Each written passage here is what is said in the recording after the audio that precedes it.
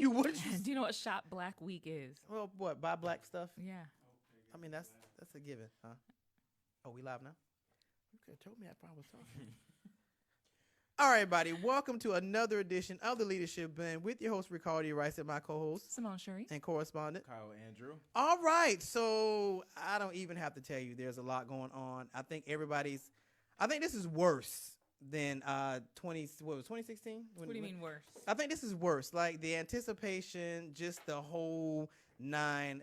I think this is actually worse. Like I've actually had friends message me and say I'm having anxiety from all this is going on, from waiting to results to now they're talking about recounts. I mean, I think we all knew that Trump was not going to go quietly, but I can't honestly say I was not expecting this. This has given me anxiety. Like, I'm like, okay, can he really steal this thing? Or what are we looking at? So we're going to get, if people are feeling like me today, we're going to get into all this today because we're going to bring clarity to what's going on in this election 2020 debacle that we have going on. So we're going to get right on into it because we have a lot of stuff to discuss today. So, Simone, what is going on the rundown? So let's talk about turnout first. We'll cover turnout for the election. We'll talk about who turned out the most and who did not. More Americans than any election since 1900. So a huge amount of turnout. 64% of all eligible voters. 80% in Minnesota and Wisconsin, which were very important states toward the end if you were watching it the day of. So we'll talk about all of those, and we'll talk about exactly how Biden won this election. As of this morning, that has changed a little bit because Arizona has finally called it. Arizona and Georgia were two holdout states that had very, very close margins and had not called their election officially. So even though the race has been called for Biden, it was called for him when he was at 274 electoral votes, which is exactly what he needs. Remember, the magic number is 270. As of this morning, Arizona did call it, and so he is now at 290, technically speaking, and that is with Georgia still out in the wings. So it just further cements his victory. Of course, there's a lot of controversy around that concerning lots of lawsuits and concerning allegations of election fraud, which we can get into much, much deeper. But the race has been called. I think it's important people know it has been called for Joe Biden. That's it. There are legal challenges, and we know how that works when there are lawsuits going on. They take place in courtrooms, and there's either a victor or there's not if there's merit to a lawsuit, but that has nothing to do with the actual election, which has been called. So that should at least assuage those issues. Okay, so I guess my question is there any possible way on God's green earth that Trump can steal this thing? I guess that's what it boils down to for me. Is there any way? So no. There is a way in which Trump could win lawsuits, but none of those would change the outcome of the election, right? So that's just the way that it works. There will always be people who believe that things should have been a certain way. There are people who believe that Stacey Abrams should have won the governorship 2 years ago, people who believe that Gore really won the election several years ago. And those people will always exist, and they will never really be contented. But as far as we are concerned, the election has been called, and unless we have some sort of very rare faithless elector situation, then the actual electors, when they make these votes, will have voted the way that the people wanted, which is in favor of Biden. So we are set there.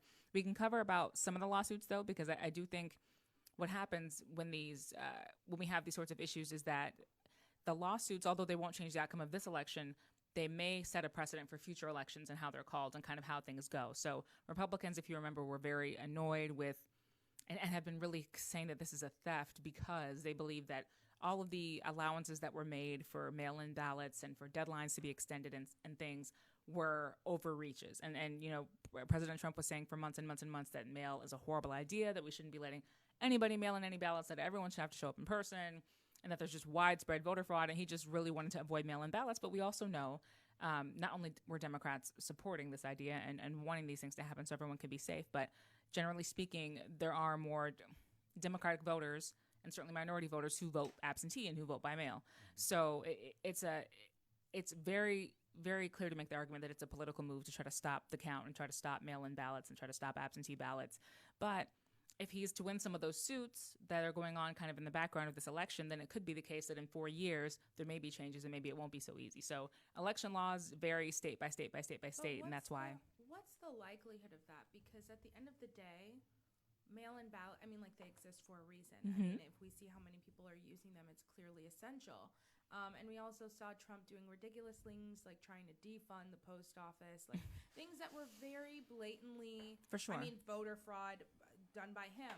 But I just feel like and maybe, I mean, I'm anti-Trump, so I don't see any validity in these lawsuits just because I fully expected him to scream voter fraud when he lost. I think we all should have known he was going to do that. I mean, he's not a very surprising man. So I don't feel like any of these could hold any weight just because of everything he's shown. Like, I think the only reason he was able to get away with such ridiculous notions and ridiculous processes that people had to go through is because he was president and it was his administration. But now, like you're saying, where it's very clear that Biden has won, yes, you still have 70 some odd days, but you're out of here. I just feel like our world collectively, and maybe I'm having like way more hope, but like, I don't know. I feel like we all know this is just him grasping at straws.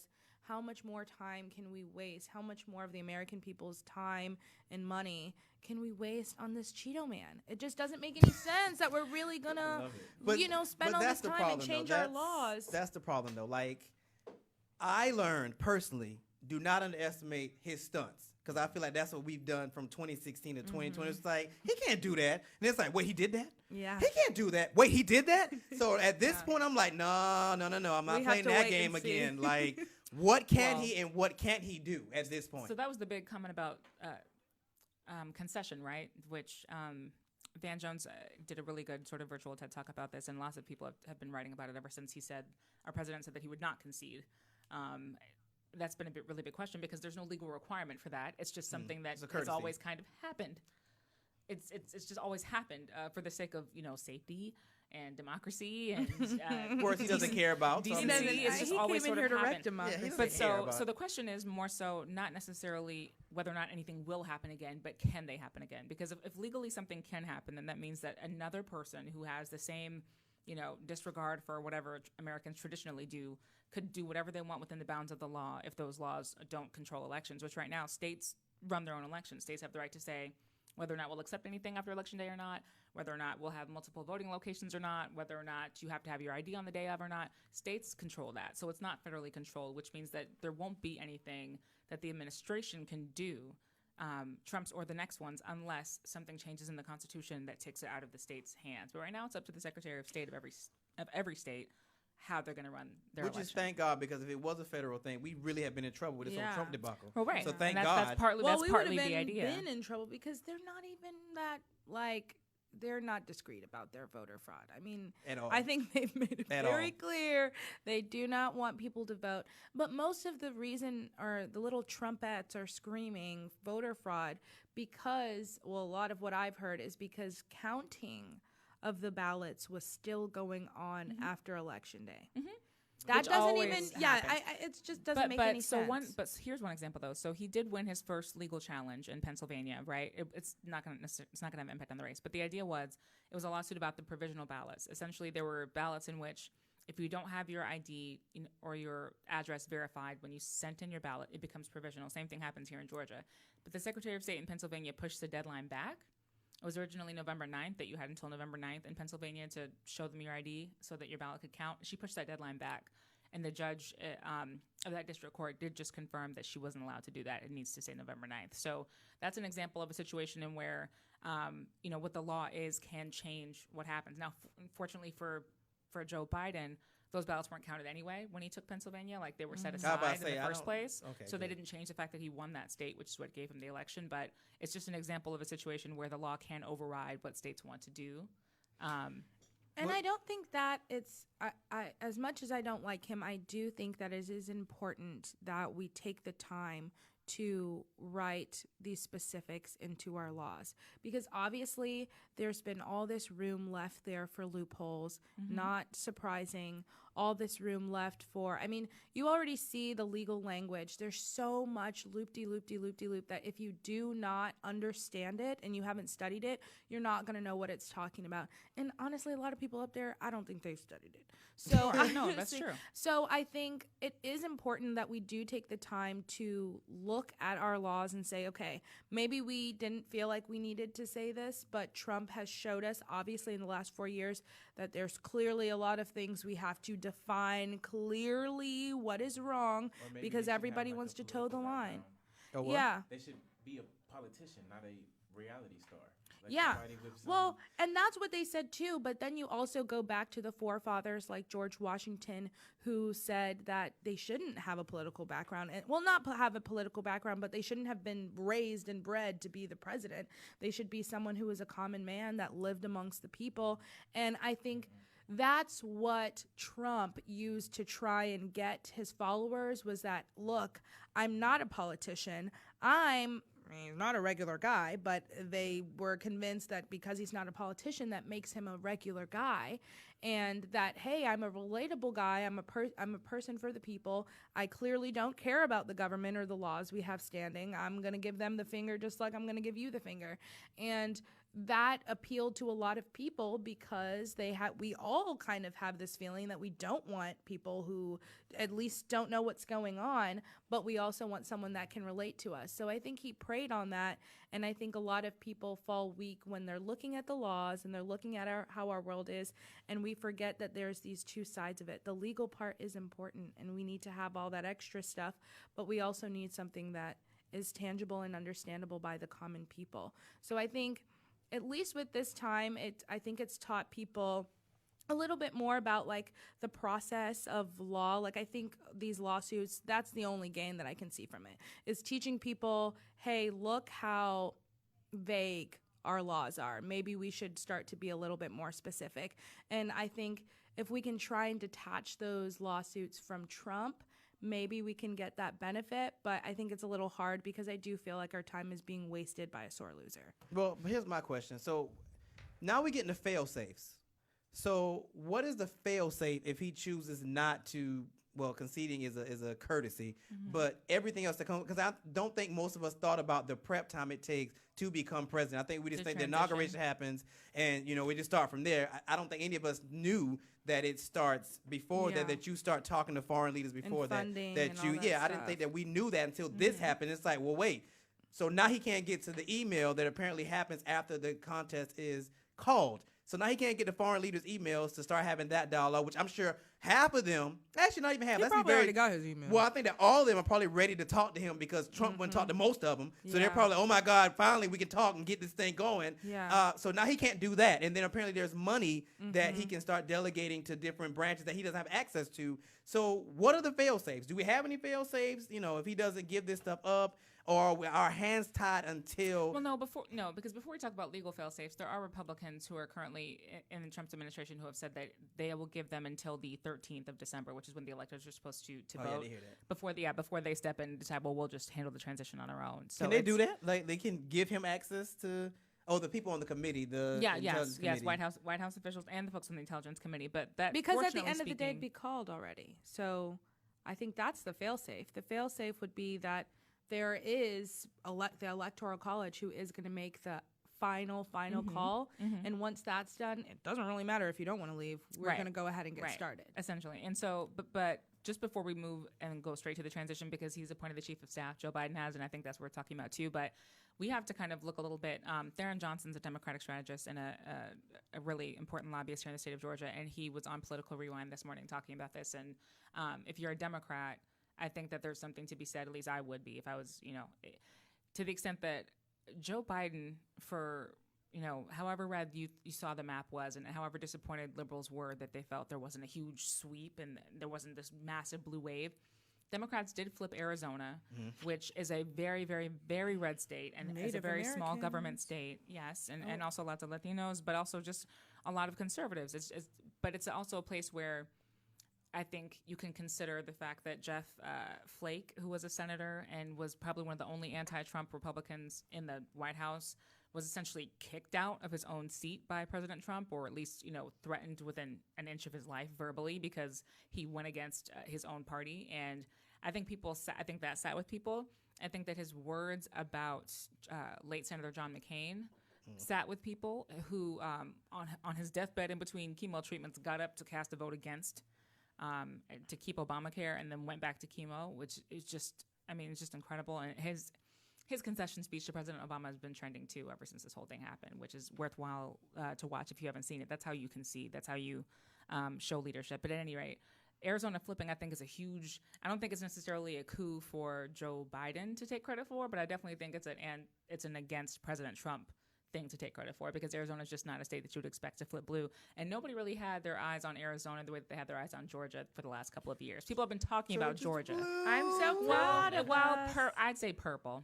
No, You I'm want gonna to say purple. blue. Well, You want to say purple. I don't know if you guys have seen the post, but the post that is like land doesn't vote, and it shows like the population density of voting by color. I did see that. And I love that because it just makes me feel like, I don't know, I always check on my county and the counties around me to make sure they're blue, just because I don't even know what I need to be looking for, especially right now. I don't know if I need to have my doors locked 24/7 because people are walling. I But was actually really surprised that my county was blue. yeah, Cobb yeah, is blue. no, Cobb is always blue. Yeah. Well, No, it's is not, it? has Cobb not was blue last year. It was, but traditionally it has not been. Like Really? Cobb County has been Republican. Yes, Yeah. it's because our Chamber of Commerce is. Really I was pro-business surprised and- Macon was blue. That was surprising. Savannah was Mhm. blue. Chatham. Well, other Savannah parts, has a other black parts of mayor. the Southwest area too. Yeah. Well, yeah, but Savannah has also been very Republican for a very long time for every single other office except for the Congress's office, and that has a lot more to do with the fact that people just don't tend to leave. They don't tend to Yeah. vote for new people. Yeah. Not necessarily By that that's some college conservative. towns, I think too. Some college towns that surprised me, but Well, shouts out to our guy Flynn Brody for winning DA in Cobb County. He will be with us on December the 4th. we need those runoffs. John Ossoff. And we ain't even Yeah, got so to we're that gonna, yet. we're gonna talk. Yeah, we're gonna talk We ain't about got to that the yet. Senate too for sure. But I think that there's something to be said about that, and for Georgia. So Georgia is there is a recount because this is Georgia's own law. No other state had this law. So Georgia I think in always North is Carolina- the anomaly Extra. for something. Yeah. And it's never anything great. It's always maybe, but I don't think this is a bad law here. So this is the idea that you have to be 50 plus 1, or there's a recount. It's just a recount. It doesn't mean there's a redo. It means there's a recount. What's I mean, the difference? that's the same. Oh, well, redo I mean, means yeah, we're everybody's not going to gonna have vote to go again. and vote again. I think. Well, I guess I should say by 0.5%. So I'm sorry, we were talking about the Senate, and then I flipped. We have to have 0.5% or more before they're not going to recount. And this is where I'm talking about the presidential race here. So he's ahead by 14,000 plus votes right now, and we're just recounting just to make sure because the margin is so slim. And now once he won Pennsylvania, I kind of quit watching Georgia, to be totally honest. But it was just really fascinating to see. And I used to work in the Fulton County voter education office, and can I just say that for everybody who is so upset about this recount and this hand-by-hand count, like that is the way it is always done. That's what I was about to And say. these I are thought it people was who are always paid hand by less than hand. $10 an hour. Most of them are temp workers, no benefits, no retirement plan. They're I hired, heard they were take on over these jobs. hiring, and it was $75 an hour. They were trying to get people in there quick. Well, no, in Gwinnett County, they were trying to offer a little bit of money, but it wasn't 75 an hour. It was like 25 an hour. Yeah, it Yeah. was like 20 something. Yeah, but these are temporary positions, and they're gone. And Do it's they not work fun. the whole voting time, or do they do by day or something I like think that? they start right when they do a training class before the election starts, the voting starts, and then the voting. So it's like a week or Yeah, two, maybe. they start early. They tried to start early anyway. They tried to start like May, April. Oh, I didn't know They that. tried to. Start seeing like a lot of ads. Oh, yeah, me leading up too. into like. Me 'cause too. I think I had applied. I was like, "Well, y'all paying 20?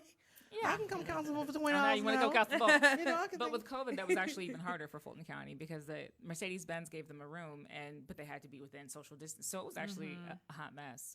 But anyway, it's a hard job, y'all. It's a job that apparently a lot of people didn't want to do because they Yeah. tried to get 1 million people to volunteer in the state of Georgia. That was their goal, and they got less than 100,000. So for everybody complaining about how long it takes, you could have stepped up a little Which bit. shouts out to DeKalb because everybody knows I just moved there, so that was my first time voting there. It was down the street from me. I was in and out in like 5 minutes. I was like, yeah. Yeah, I had that's no. how- Yes. I literally walked in, and the guy was kind of rushing, and was like, "Okay, calm down." But That's funny. Well, That's I think what's up okay. then. So to your point, I think the issue when you say that this has always been a Georgia law about hand counting and stuff, I think the issue for us is I don't think many of us trust them to do anything like a recount. Because it's like I feel like we're in scandal, and I feel Yeah. like this is defiance. But that's the And point of it, it makes though, me nervous. right? Is because if you don't trust the people recounting, then be one of those people. I think it's. Be one of those people. Well, if they pay me because- $20 an hour and hire me, I will I be one think of they those people. I'm should not- do paid days off. Like if we agreed that this was like jury duty or something like that, and you just give me paid days. Well, I'm off. still waiting on my check from jury duty, so I don't. I don't know Oh, about that. no. I'm still waiting Yeah. on my check. And people try to get out of that all the time. I Literally. want to do jury duty so bad. Oh my God, you I've sound like been Simone. waiting for the day just that again, they just come make to sure me. you don't show it when you I do know. it, I'm gonna 'cause pretend. You will not I've get watched it. enough of the Yeah. show. I mean, Yeah. yeah. I'm The ready. process So- itself I'm ready. is annoying. I'm good. No. It was awesome. But anyway, we gotta keep You the only person who will say that was awesome doing my, jury my duty. first one was a murder trial. Yeah, I want So- but something let's move on. crazy. I'm concerned. So so that's Georgia. The other suits. So he's also got suits in a few different places. We talked about the suit in Arizona. We talked about the suit in Pennsylvania. So this is his allegation as of this past week, especially, is that there were reportedly, this is according to President Trump. I shouldn't say reportedly. According to President Trump, there were 2.7 million Trump votes nationwide that were rejected by voting machines in various places. So every state doesn't have the same machine. We have machines by Dominion, which we bidded on. But this is his allegation, 2.7 million? 2.7 million that he says should have been his votes that machines rejected. So a statement came out today from CISA, which is the Cybersecurity Infrastructure Security Agency. It's under the Department of Homeland Security, saying that is essentially BS in their own terminology, saying that this has actually been the most secure election in history, period. And there was also no evidence that any voting systems were compromised at all. Also, we thought you scammed the last time, so we actually over-prepared. And spent a lot of money, at least, especially in the state of Georgia, a lot of money on voting machines and with the printouts and the tabulation that you saw and the sticking and we spent a lot of money on that. And I wish they had little sticks too. Like they gave me a little stick that I didn't have to touch the screen. I thought it was Yeah. so cool. we'll see. Because at first I was like, "Why are you expensive. giving me this? Is this like a pencil?" And I was like, "Oh, I'm supposed to The touch little the screen stylus? with this." Wait, We did all of that. So what do you guys think the future of absentee ballots looks like? Because I think I'm going to continue using absentee ballots. I think that No? in a ideal world where things could go perfectly, I think naturally it would progress to being technological and being like on your phone or where you have to put your social security said or that something to last get year. in. I I said think so, but I think because over the last two administrations we've had a lot of fear about scam and fraud, I think we're going to have to add another 5 years to however long that would have taken because there's so much fear and that technology cannot be trusted. We all already know that. People can hack left and right. Like, it's such a common part of technology. It's so accepted that for voting, it's just not safe. I think the mailing works. And I think you should take your happy hat out there and go vote. That's what I think. But if you don't have systems in place that give us a week of doing that, because even a full day is not enough. And if we don't Not at have all. more voting polls, like if you create like every 5 miles there's a vote, like something to where people have more options where they don't have to wait or where they don't have to. People have kids. There's so much And even going still, on. it's that- not a national holiday, so you can't and necessarily it's only not work. one day that is like Saturday known and voting. allotted to it. And this year, I feel like the early voting did a lot to help. So I think maybe if we That's if another we good extend point. that When we're time- anxious about how long this takes, by the way, if we have all the voting in person, like within that small little time frame, like the only reason Florida was so ahead of the game, and I can't believe Florida was they like still on their disappointed us. So But Florida is in terms of this election, they started counting a long time ago, and that's why Yeah. they were done that quick. Because they started counting a long time ago, they started counting the absentee ballots. They didn't wait until they were on it. them. So I guess my point is, if we're anxious about how long things take, then narrowing the time frame and making people vote in person is not going to help it be a short Well, process. that's a part I of think a bigger extending problem, the though. time and having more places, maybe then I think that could be bringing out more people to the polls if you had a longer time period, because I saw more people come out than I ever did because early voting lasted forever. Yeah, and a So lot of people hate that. Especially a lot of conservatives, they don't believe that early voting should be a month. They don't believe that there should be a whole month before the actual election Right. day. They think like, well, things change, and what if some scandal happens? And like they feel like it's too long of a news period or an event Right. period. I'm but not if gonna you're say I agree voting with that early, when you I- turn I your test really- in early, you either had no clue what was going on whatsoever, or you knew all the answers. Yeah, and I kind of So- feel like buyer beware. Like, oh well, like I mean, the divorce rate's 50%. So people. Wait, I what? mean, How we get there? what I'm saying is that like, you already know what's up. stuff changes, and You maybe knew that when you went to the regrets- poll yeah, early. Regrets are a part of just being alive. But that happens. If it was going to take a month for your mind to change, you should have waited a month. right. If you were that, so I agree. Actually, I take but offense to that but because I'm I- actually one of those people.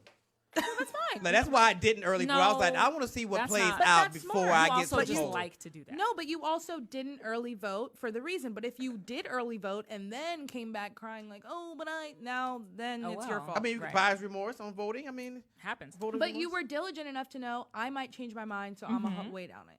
And that's fine. I think that's totally fine. But so I always, again, because I've seen it a little bit up close, I don't, at least in Georgia, we don't have Wi-Fi connected voting machines. So to the extent that machines can break down, like cars can break down, then I think, obviously the machines are not a perfect option. But they're not connected to Wi-Fi. They're like old analog-y machines that the second you unplug it, nothing's saved, which is why there was such a panic around like the transport and the physical structure and all of that, because nothing was going to be sent anywhere. I think that this is probably as safe as it gets, and I think beyond that, people just have to get over their distrust of the system. They just flat out have to get over it, because everybody's not going to get to see their own vote in the batch of 1 million votes to make sure that it's being counted. Like, that's just not going to happen. Like, I heard a lot of complaints about the barcodes that were on the thing and saying, well, I can't read a barcode. How do I know what my vote says? Well, you can't read the barcode on your seat either. I mean, you can't read the barcode on your little Also, scan what do you thing mean? for How Amazon. do I know what my vote said? You just voted. You Well, just but they're voted. saying like, well, how do I know they didn't switch it in the? It's like, come on. Well, wait. people, So, come so on let me now. ask the question then. So because when I went to vote, I put in my thing, and then it gave me a printout that I It took did. to the person. So I Yes. saw Yeah, what I but gave then you them. had to give it to the person, and so people but are they saying, well, did it how in do front of I me. know? So Well, maybe there should they be didn't something count that it you in can front of take you. They home. took it in front of you. Well, no, she took it and she put it in And like put it a in the trash thing. can thing, and then she said, "Well, wait Yeah, I had to for this wait number to until I change." got the thing right. Yeah, So I don't- but people are well. The number changed on the machine. It If wasn't you counted by the didn't wait Secretary for of your State. sticker, Oh, good you Lord. moved too fast.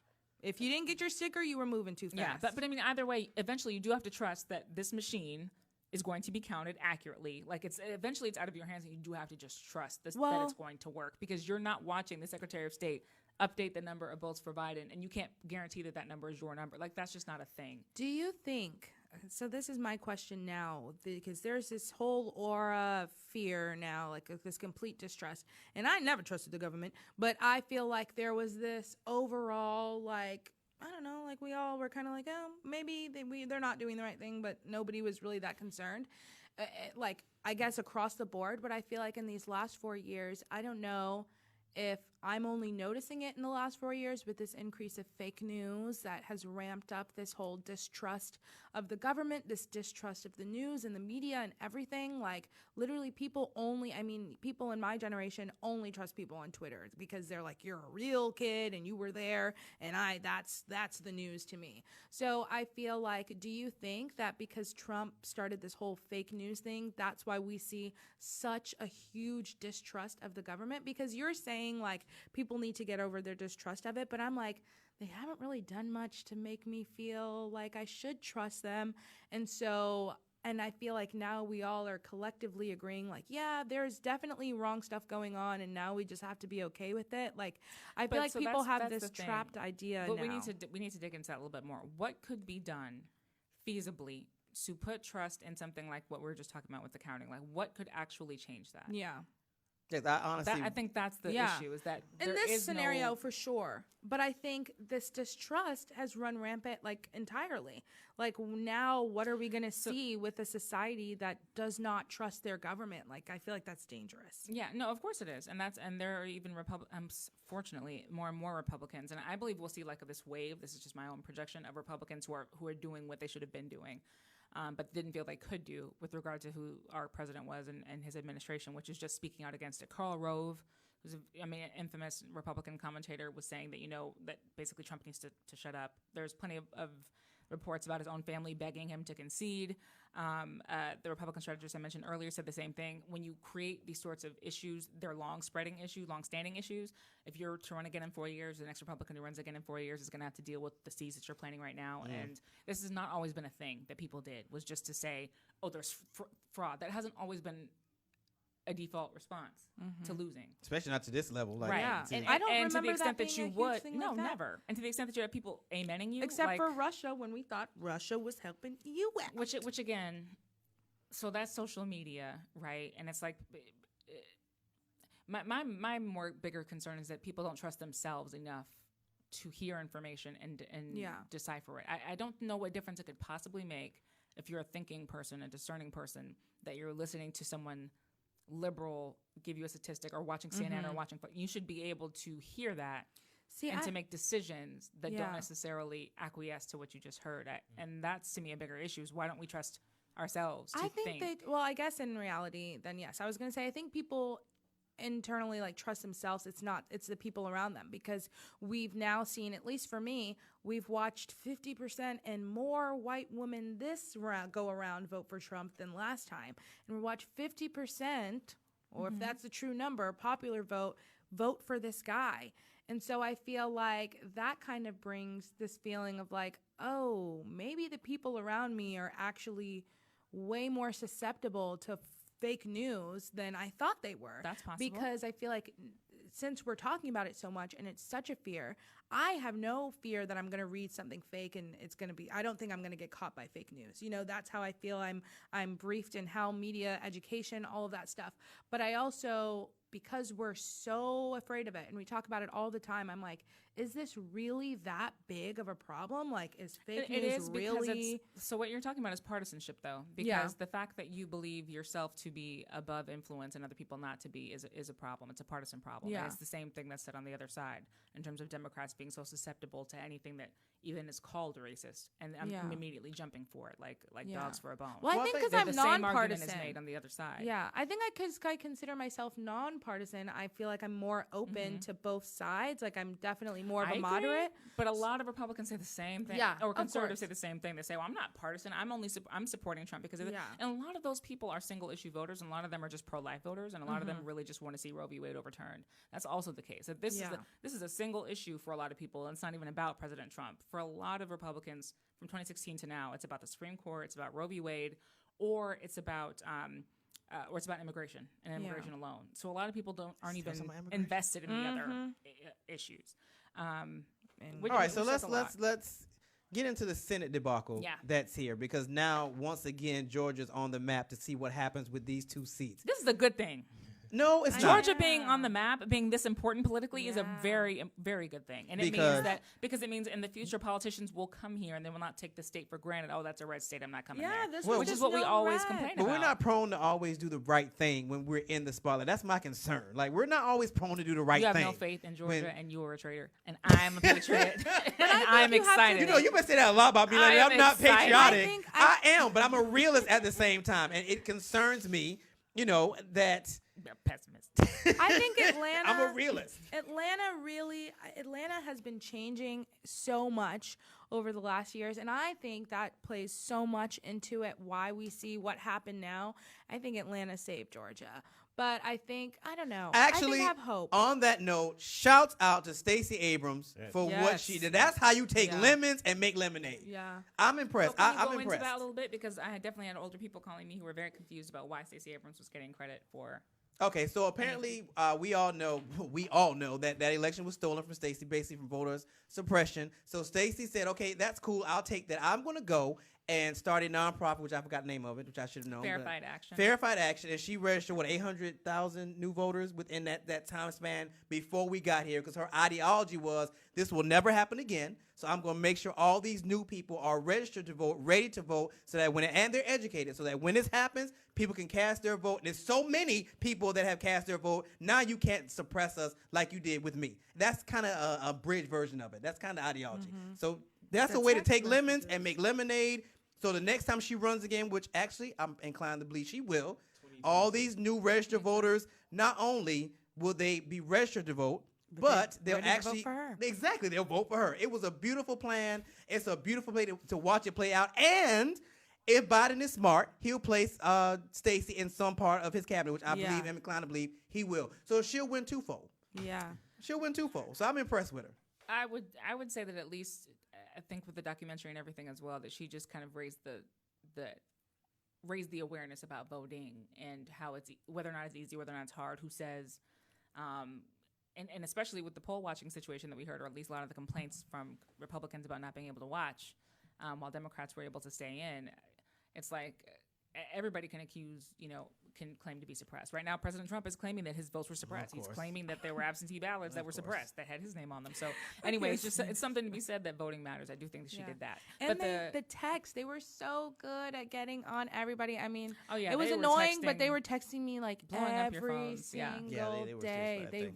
really got on it. Which let me say because it wasn't just Stacey. Stacey just ends up carrying the face of the movement, but it wasn't just. There were a lot of other people that were involved in that. I just singled out Stacey because of what she went through personally, Sure. and to take that motivation and actually do something with it is impressive to me. I But think it that wasn't just her. narrative did it. There were a lot of people on this move to really get people empowered, to really get people educated. The average man to really be like, this is why you need to vote. Yeah. These are the issues. This is what this administration has done. This is what the income administration is willing to do. Make a vote from there. So shouts out to everybody that was involved in that. So the House, we know that is going to be controlled by the Democrats as it is, but the Senate will be determined by Georgia. That's what we're about to get into. So the runoffs that will take place are going to be between Raphael Warnock and Kelly Loeffler. So the two sitting incumbent Republicans, Loeffler and Perdue, who have also, by the way, signed a statement requesting that the Secretary of State step resign. down. Yes, Brad Raffensperger. What is so comical? It's just funny to me. It's like when what's good for the goose is good for the gander. The funniest things I find with Republican candidates is if the shoe was on the other foot, y'all be like, oh, shut up, sit down. You know, we won, it's all good. Now that it's I not remember on that yours, very well, now it's, oh, well, no, we want him to step down. Nobody said that when Kemp and Stacey were going at it. Nobody said, oh, we know that's not fair to Kemp. It was just like, okay, we're going to steal it openly. Shut up. We're going to roll with it. Now that the shoe is on the other foot, oh, well, he should step down. And, you know, I don't think. No, what's good for the goose is good for the gander. Now, I'm not really worried about Warnock and Loeffler. I'm not. I think that Warnock will take it. I think he's good. I'm more worried about Ossoff and Perdue because when I looked at Perdue, Ossoff, I'm like, to look at him now, and I was looking at the voting and then going back and forth, I was like, God, Ossoff kind of looks like a fetus going up against Perdue. Need that. We need Yeah, but y'all are not the only people voting. There are like more people voting too. So, but before you say with Warnock and Loeffler, that's very interesting that you feel like that Warnock will take it so easily because okay, well, not easily. Well, but because I Doug Collins, remember, Doug Collins really wanted the seat, and for a lot of Republicans in Georgia, the party was divided between President Trump and his, pushing Kelly. And embracing her, and then people who've been rocking with Doug Collins for many, many years and believed that it was his time to be the senator, and that was divisive for a very long time. He got a sizable amount of the vote. It just so happened that Kelly Loeffler got more of that vote, and Doug Collins immediately congratulated her on election night and said, "Okay, well, it's you." But that's a lot of votes between the two of them, just between that divided the party. So I think it's going to be much more. I mean, I'm not saying it's going to be a contentious. sweep. I just think that I don't know. And this is kind of something I was like, does the fact that he's a pastor make a difference for a lot of black people? We hold religion very near and dear. So I'm really wondering, and I want to ask some folks, is that a deciding factor because he is the pastor of Ebenezer, which is a significant What do y'all think ministry about that? in the city? Like, does that make a difference? Because we don't see very many politicians that are pastors Yeah. running on this level. So I'm like, does that really make a difference with black voters? The fact that he is a pastor of Ebenezer. I think possibly for a group, but I think also for the most part, especially with seats like Senate, not everybody's looking that deep. And I think for something, especially like Georgia, where we usually just have 1 and 1, like it ends up being, at least for young voters, I think it just ends up being like, I'm going to vote blue.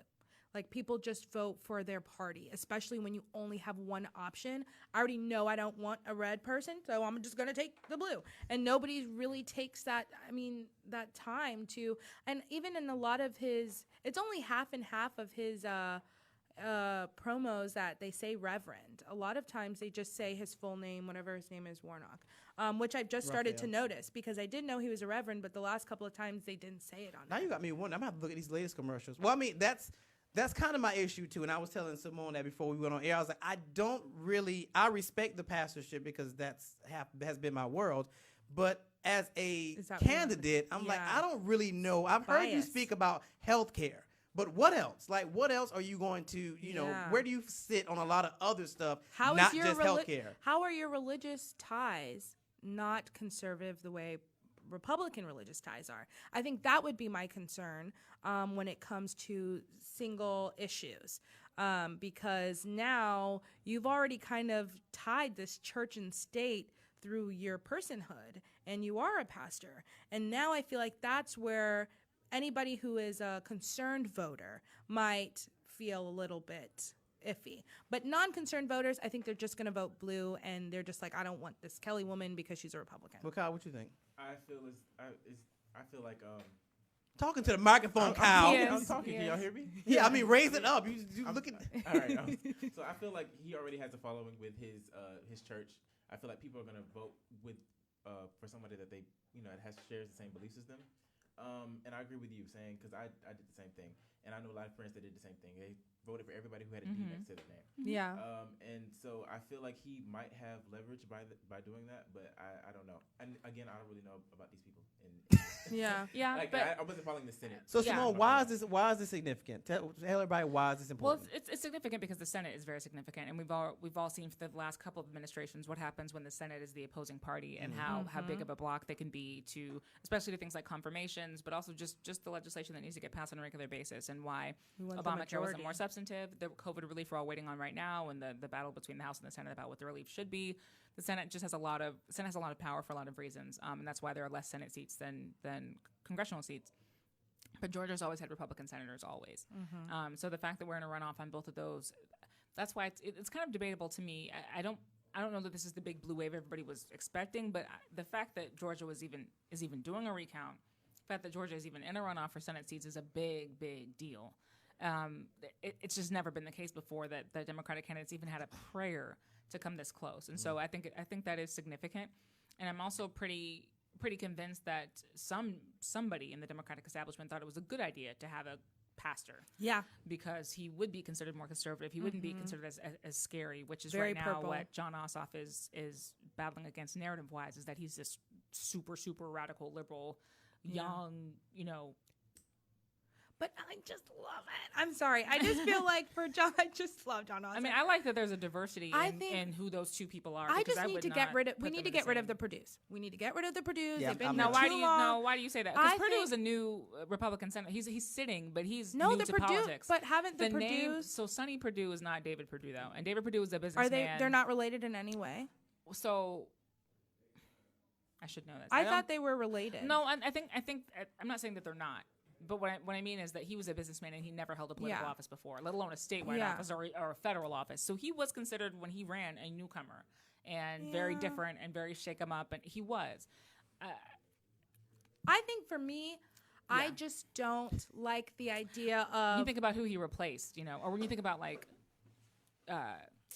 Johnny Isaacson, who was a senator for a long time. Like most of our senators have been senators a long time, even Sanford Bishop down in Savannah. So he's new.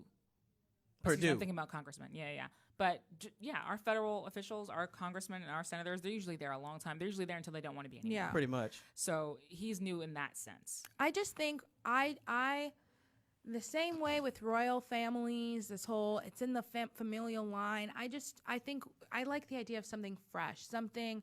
Even though I know you weren't in politics, I'm sure you may be a cool guy, but like we First just cousin. need to get. I think we was just gonna need say to get him. I I just feel like I don't know. Like we've had enough of that. We've had enough of the. Well, I don't know. Okay, name. so my problem with Ossoff is he doesn't remind me of AOC. Like when I think of AOC, he just doesn't. He doesn't remind me of AOC. When I look at him, he doesn't. Just the things I he feel says. like they're so similar. He doesn't. To me, he doesn't remind me of AOC. Has an energy and a vibe that comes with her. That you're just kind of like, even if you don't like what's coming out of her mouth, you're just You're like, talking oh, about she's charisma. cute. I You're feel talking like about John adorable. Ossoff has charisma. Well, I wouldn't. He has like this old man. Like I think he has. uh, I think he has charisma in the sense of how I think about being on the Hill. This charisma of just young and new change, but also open and accepting. I feel like I see that liberal energy in the way of the open-mindedness. I don't feel like there's any. At least for the way I see it is, I don't feel like there's any exclusion in what he's saying. When I see other candidates, I feel like when I hear them talk, I can already know which groups you're not including. Yeah, in what because you're most of those saying. candidates are older, so I mean, they. So it's let's gonna, get a It's like young- it's gonna fall out their his mouth. age is not an issue for me at all, and I wish it wouldn't be because we're also always whining about how old these candidates are for president and saying, well, they could die any second, they could kill Literally. over any second. Well, they are almost part of 80. how you get out of that We'll is never have electing Bernie younger people. again. Yeah, what's the Oh, average good age? grief. What's the average age of the House of Congress? I think it was like I'm 70. about to say you got to be It was between like 70. 50 and 60. So if we want to change that, I mean, yeah, we do have to have some younger folks. Yeah, And but we gotta be the careful. Senate, especially the Senate, is notoriously old people. Old. That's old, because they don't old, want to old, sit in the old chamber men. for days on Old end and men. listen Clearly, to. young people do because we're seeing a wave of young people that just- are Well, wave is running a strong and getting word. somewhere. We're I think seeing we a- are seeing a wave a of flow people who are of getting young much people. I much think younger. President Obama planted this seed with his word change, right? It was everywhere. It was a part of his thing. And I think we didn't see it that much. We didn't see it throughout his administration as much as we wanted. We definitely didn't see it through Trump. But I feel like now it planted that seed in those kids that you are seeing come out now, who are voting, who do care so much about this, who are thinking of these ideas of becoming a part of the government because they're taking this narrative that you've said that if you care so much about it, then how about you go in there and fix it? And I think that we're seeing that so much because the corruption has just become too loud to ignore it. But somebody's gonna have to be the first one to say, I'm going to show you guys I'm not a little fetus and I can hack it with the You big can use dogs. my word all you want to. I think that when I looked at his commercial, I was like, wow, he does like a little fetus going up like it's like a seasoned gonna have older You gotta gentleman. make this about You more have than to just hack it. appearances. This I- is what, okay, especially that's- well, you're I not, like a him. Democrat. So No, it's but you fine. have to think Wait, about what? You have to think about Wait a minute. What? because you can't be. I mean, you're a very conservative person, just to be frank, so everybody understands. But there's no way that the comments that you make about Hillary's pantsuits or I don't want a president wearing pantsuits. or whose appearance was it? Whose appearance? It wasn't Kamala. I think it was Elizabeth Warren. And how you do you see what I mean? Do you see what I mean? It wasn't just when me. We Elizabeth said it at Warren, the same time. As a non-Democrat, Elizabeth Warren was probably, for me, the most comforting idea. What? Wait a minute. What? As a non-Democrat, Elizabeth Warren was, for me, the most comforting idea of that That's whole a Karen. slate She at looks one like point. a Karen. So why are we talking about how people look? I really thought the Democrats no. were above how people No, look. when I Okay. say look, it doesn't have to do with appearance. It has to do. You look like the sort of person. But have you heard her who's speak? gonna do all Because these she things. doesn't talk like a. But, she doesn't talk but you like have that. to think about that. No, Very her aggressive. ideas. Okay. Oh, I mean, I like her. Look, I just feel like as She a is more sen- liberal than Kamala Harris. a She is more senator, pro. a senator is supposed to represent me. So I present myself in a certain manner, charisma, knowing what I'm talking My about, point- looking nice. I would like for my senators to have a combination of all these things. That I is hear crazy. what she say. I like Elizabeth. I thought she think looked too aggressive. I think the but I reason like her. about the look is that at the end of the day, we may hope and pray and think that looks shouldn't be important because But they shouldn't be. are. Exactly. I'm not saying. Well, I'm not even questioning that. It's just remarkable to me that the party of inclusion, Yeah, of and course. diversity and change and difference and But the that's a part of the conversation. If the person doesn't, if somebody So we're doesn't talking look about like race and gender, or we're talking about the No. way people come off and their how lack of how charisma? someone Why we gotta someone- separate it's all of it? No, I don't think it has to do It's a with race. package. For me, I think it has to do with how you carry yourself. How would I feel sitting in a room and talking with you? That's If initial. all we care about is charisma and personality, then Trump might as well stay right where he is. No, I Because I he has didn't more say that. I'm personality. just saying he it's has a more package. swag. He has more It's a conversation than package anybody else will deal. put in there. So No. that's all we care about. It's a No. package deal. Then I we don't might think as these well things. leave the man in I- there. I don't think these He's- things are mutually exclusive. I think it's a package deal that somebody You know what's that's funny sitting about there. this package deal is that Democrats want a whole lot for their package. They want a whole lot of caviar for their beer budget. Because you're talking about a whole package Yeah. of candidates that you just gotta Well, have. if we talking about money, then all the Republicans and we just have say where no, they at. We no, talking about no, money. what I'm saying, if we have you have nobody in office. We got this. You got this election, and now you're talking about a Senate that you can't seem to get, and all this stuff that you just don't have. And it's like, oh, but they're not good enough. No, I Democrats think- do that all the time, where it's like they don't have this much, but they won't compromise for anything less. And I don't know I how think you're going to get because you empowered have to that way. think about the fact that most of the Democratic Party is the common man. Is the blue collar worker, is the Exactly. a Who regular doesn't guy. The common man has no career. No, what but do you mean? No, They you don't have to think think about about- the common man who, first off, doesn't take most of the time to think about or is not a concerned voter.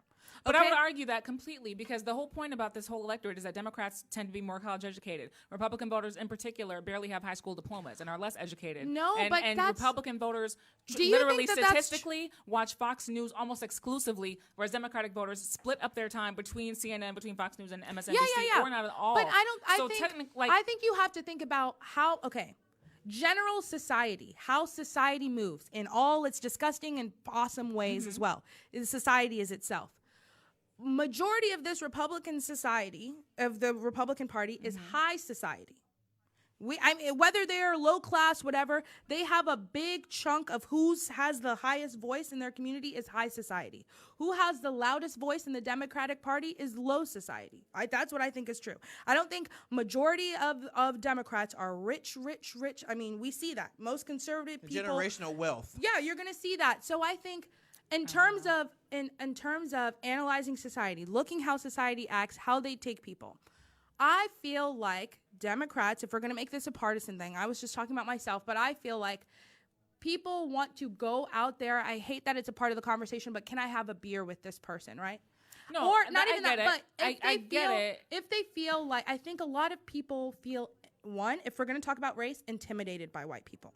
Whether they want to believe it or not, they feel uncomfortable, intimidated, and segregated from them. They don't feel like a white woman is going to have their interests in mind. Whether she's Ellen DeGeneres, it doesn't matter who she is. I hear it from my friends. They even see a white person around the corner, and it could be my best friend, and they're still going to close up. Because white people have been doing that to us for a long time. Let's say we're not talking about race. Let's not say race. A woman. It's sad to accept it, but accept it? I think I thought we were working really hard to change that. See, when I say we, I'm saying we. Yes. I thought Democrats were working really hard. There's to a change difference. that There's a difference between being a realist and an idealist.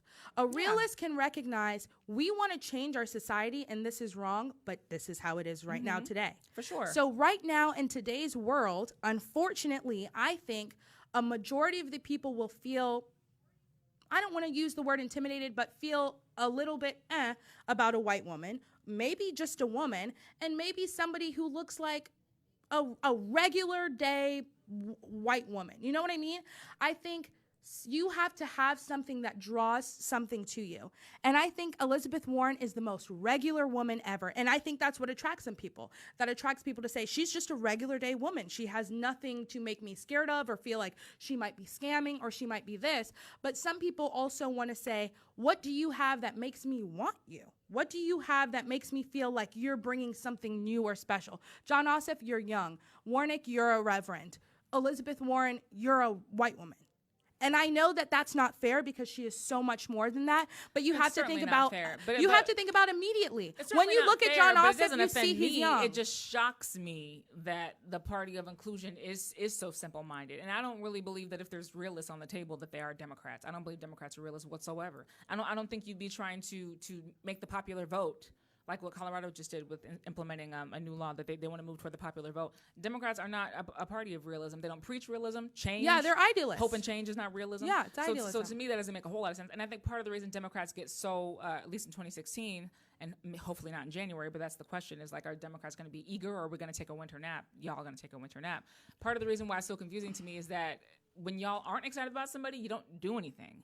And so I really feel like the worst thing the Democrats could do is try to adapt realism to their message. I don't think it works. I think John Ossoff has a better chance than Raphael Warnock, at least politically. Really? Maybe not in their seats, but if they were just candidate up against candidate, I feel like there would be more energy for John Ossoff than there would be for Raphael Warnock, period. Just for the Democratic Party, which is why I think AOC is where she is, and why she has as much attention as she gets, and why a lot of other Democrats don't, why Amy Klobuchar had so many issues, and why Joe Biden was not a favorite by the liberal I know what part of spoke the to me party. about her was the fact that she was a server initially, and if you've ever served, that's one job. If you do it and you do it well and you made money from it, it gives you a whole nother skill set that I don't feel like any other occupation outside of fast food working will give you. So for me, that's really what spoke to me. I was like, if she can wait tables, then she can really understand what the people need, because if you can do that, energy though, and people and really that love too, her I feel like energy. that But she's highly liberal, and she's different. And I just think in this era of change, people want something different.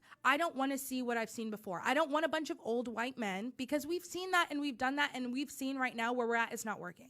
So if the thing or the person I'm getting doesn't make me feel like something or someone I haven't seen before, I don't want it. And if it's a regular day white woman, especially right now during Trump era, where I don't really feel like I want to be rooting for any white woman when I feel disappointed by them. When I feel if more white women voted for Trump now than the last time, I'm not going to vote for a white woman. I don't feel like I would be leaping to vote for a white woman when there are other options on the table. I'm going to look at them first because I want something different. I want somebody that's showing me that even if you aren't overtly like AOC, like, oh, you can see they're a different person. I think I've watched a lot of people say they voted for someone new. Like, one of the options was just incumbent, and they just voted for someone else because they said, where we are, I want something different. Yeah. And maybe that's a new person. That's usually my bias. All right, so anyway, let's segue to Kyle, because you had something you want to get into today if we had time. So let's go to yours. Oh, yeah. So Kamala, she is proposing, it was actually a year old, but she's proposing that schools be open until 6 o'clock p.m. Okay. And she's saying that this will help low-income families mostly instead of just in general everybody. It's called the Family Friend School Act. And it's originally published in November 2019. The headline, it says if there's a screenshot from Hollywood Unlocked, it says Harris has proposed a 5-year-old pilot program aimed at helping low-income families to avoid extra after-school care costs. And I went to a private school, and my mom got. Oh, we know Rich Kyle. I'm just saying. I went to private school too, guys. Kyle's so rich. God. But even though I went to private school, I was still sitting at school till like 6:30. Till 6, 7. Yeah, my mom didn't get off of work until like 4, and then there's traffic. Mm-hmm. And so I think that this is really good, and a lot of people are upset, and that she is going to pay. That's what I was about to teachers say. and What's pay them the more. advance on the payment? Yeah. So I just want to know what you guys thought about that. I think it has to be paired with something. I don't think that keeping kids until 6. I'm thinking about the kids in my ADD that I had in school. I think there should be a stronger push for supplemental programs to come back. Not just sports, but all these other things that people are interested in. Well, Media sure the time programs. will be filled with something. I think it would probably just be but it like might an be aftercare education. program, like just to like how It'll they last have longer. aftercare extended stay, which is where they have to do their No, these homework. kids be They have doing games. something. I want some But they media do. programs and all these other They things do that have we really that. could put back Yeah, into they do. schools Yeah. while they're going. I think that would be. I mean, in my aftercare program, we had games, we had sports, we had like theater clubs, whatever you had to go to. Those were happening at that time. Well, we didn't. I'm from the country. Wasn't Yeah. raised in a city. We did. Well, then I think implementing that across the board, like Really? making that a school thing. And making your that- tone. I don't like your tone. Like, what? I was being genuine, but go. I think implementing that just across the board and having that be a part of the program. I think as a teacher, my first question would be, are you raising our pay? Yeah. And then also like, you're also going to now have to have this added strictness about the time, I think, because if we're going to push back the time, now it'll probably be like, you need to be here. Because I think for me, I had a lot of times where I stayed till 6 or 7, but because that was already late, my mom had like a lot of free time. So I think speaking from a parent's perspective, you do need to be like, I don't know. I think they're probably going to be really strict about it now. And like, are they going to continue schooling? Like, I guess my question is school going to go longer and then the aftercare comes after, or like? Okay, really quick development. So the lawyers for the president's campaign dropped a suit seeking review of election day ballots after realizing the result couldn't be overturned. Where was so that? Arizona. So they dropped in Arizona. Yeah, I'm not surprised. He's got 6 or 7 lawsuits going right Yes, now. I know. This is concerning. Oh, one more thing. Well, you had a question. What were you about to say? Well, I was going to say, just so we can put a knot over this, there is something to think about, and I think that Republicans will appreciate, because Democrats have been trying to get child care credits for a long time, really, really high. That's going to cost a lot of money. This would avoid that. But there's also going to have to be a reason to spend money anyway because of dinner. That will make dinner a requisite at school. You can't keep a kid there all day and only have and not have anything. Which would help with the homeless debacle, because then those kids will be getting 3 meals, because they'll get breakfast, they'll get lunch, and they'll get dinner. So it's like no kid hungry. Yeah. Basically. So that anyway. actually, from that regard. I just want to say there's something to be said about that. And as we mentioned before, because especially that little window of 3 o'clock to 6 o'clock, I was ill behaved. So I don't think it could. Well, y'all also might have a kid, so you better be thinking about this, kind of review. Oh, they can keep them all day for the kids I don't have. Because now, I mean, if you make that a part of it, now you're gonna have, because aftercare programs usually have less staff, so you're gonna have to hire more staff along with pay them more, along with paying them more hours. You know what I mean? But I don't know if any of these things are bad ideas. No, they're not bad I'm ideas. really worried about Yeah. this youth, and I kind of think the more the better. Yeah. Just more, just fix it. Which And then is you not could add please. more programs, and we could have more educational programs. Schools could, kids could vote for what things, electives. You could have Yeah. electives at that time. So I think it could be good for both sides. And I already it's think we have definitely short school awesome. days anyway. I think they're already kind of short. Which reminds me, so Bernie Sanders said he would accept, if Biden offered to him Department of Labor, that he would accept that position. I actually thought that's a kind of good That's up idea. his lane for interest, yeah. I I just think want that's a good Bernie idea. in there. I just want Bernie a part of it. Yes, If you and Bernie's not a everybody part else. of it, then Well, my thing is, I feel like this is going to be, honestly, and it's a two-way street. I feel like this administration or this cabinet is going to be an array Wonky. of all the 20-something people that ran against him for the bid. I feel like that's what's going to happen because a lot of them were really qualified and really would make for a very diverse cabinet. So I'm interested to see from y'all boy Yang to your boy Sanders to Abrams to I'm waiting to see how this is going to play out because I feel that's what it's going to be, an array of the 26 candidates that ran for the nomination. Speaking Well, I of hope he Yang, does. Yang, Oh, Yang, God, here we go. Andrew Yang did announce that he's going to move to Atlanta to help the Yeah, Democrats. I saw in the that. runoff for the I don't know Senate. what that means. What is he going to do? He gonna come down here and spend some Nah, time nah, with us. nah.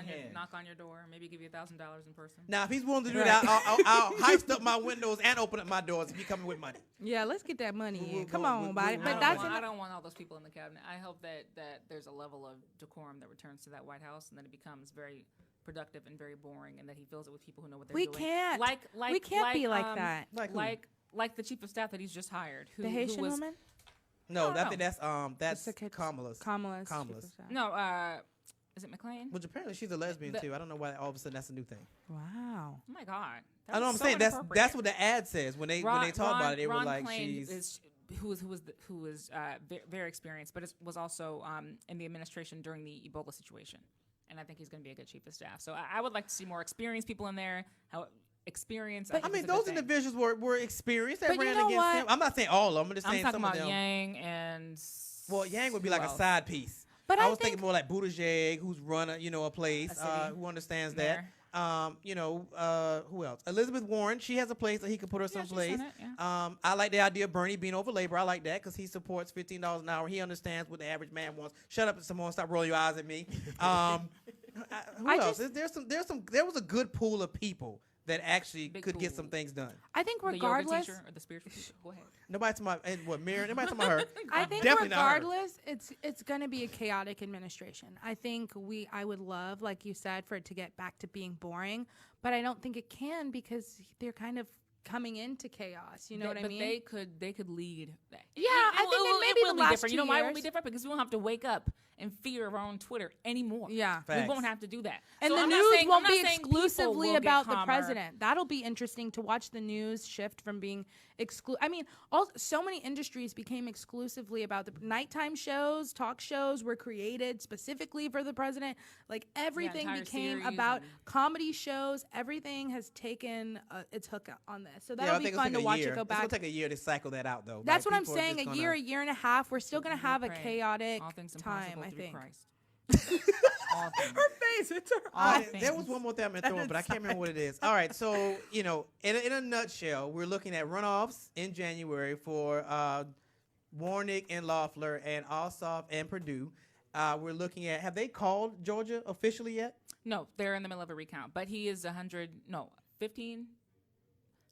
Biden has, I think, about more than 12,000 votes. But they're recounting. So everybody can sleep at night, including myself, Oh, I that cried. we're safe, It was a that great there's cry. nothing Trump can do at this point, Yeah. short of two miracles, not Right, one, two right. miracles Yeah, to Pennsylvania and overturn Arizona this. miracles, Yeah, yeah. like they just called up Arizona. So there's nothing Trump can do at this point but be the crybaby he is, and we're gonna drag him out, which I think a lot of people are anticipating. Drag him out of the White House in January, and we just pray that at some point. Well, it was like we said, some of the Republican people said they'll step up and give them what they need to go ahead and start the transition of power. So at this point, you can sleep well. We're okay. There's nothing that Trump can do short of 3 Hail Marys and 2 miracles to overturn this. It's over.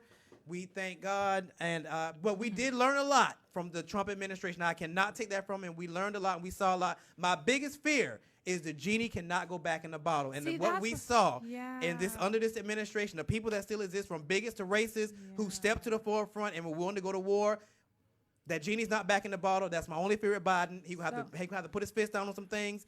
But we're going to see how that plays out. So, yeah, we will see you guys next Friday, which next Friday we're going to have a discussion about young black males and absentee fathers and the effect on their psyche with clinical psychologist Lee O'Brien. He's going to be with us next week. So it's going to be a really interesting conversation. So we will see you guys next Friday, same place, same time on the Leadership Blend with your host, Ricardo D. Rice.